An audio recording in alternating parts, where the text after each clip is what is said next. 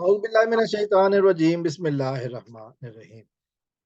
तो इस वीडियो में मैं बात करूंगा ज़हीर अब्बास खान के केस के हवाले से। ज़हीर अब्बास खान वो मजलूम बाप हैं जिनकी बेटी को घर से अगवा किया गया। आज केस की समाअत थी। थोड़ा सा रिकैप कर दूं।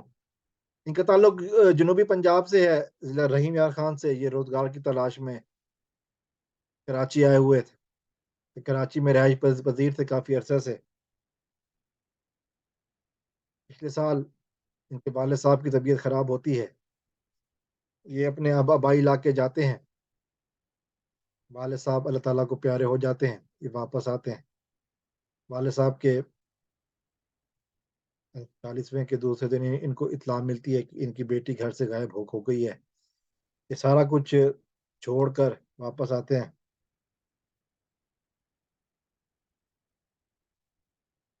तो उस वक्त फिर ढूंढते हैं।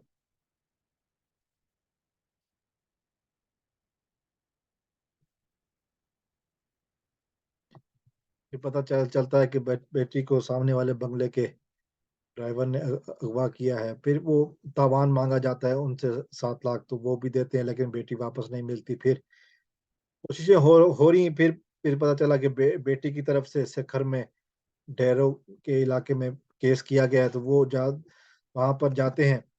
अब वो केस खारिज हो जाता है। तो फिर यहाँ पर कराची में जिब्रान नासिर साहब वो ये केस हैंडल कर लेते हैं।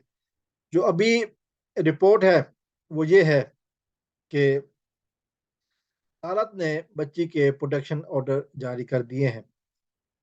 इनके साथ आईओ मीर मोहम्मद नामी एक पुलिस अफसर ने ज्यादती की। इनको अ, इनसे पैसे भी लिए और इनको डराया धमकाया भी। लेकिन अब अदालत में आईओ साहब को तब्दील कर दिया गया है। एक डीएसपी को अब इन्वेस्टिगेट ऑफिसर लगाया गया है। और अब बच्ची के प्रोडक्शन ऑर्डर भी जारी कर दिए गए हैं। यकीनन आराम आराम से खबरें आती हैं। ज़हीर साहब ने भी सब्र का मुजाहरा किया है। तो इंशाअल्लाह बहुत जल्द अच्छी खबरें सुनेंगे। ज़हीर साहब ने कल मुझे एक वीडियो भेजी थी जिसमें वो जा रहे थे उस इलाके में। यकीनन मजीद इस सिलसिले में जब बात होगी मैं अपडेट करूंगा। लेकिन एक बात तो तय है, ये जुल्म बंद हो जाना चाहिए पाकिस्तान में। हमसे बच्चियों का अगवा बड़ा तकलीफ दे अमल होता है वालदैन के लिए। हमारी दुआ है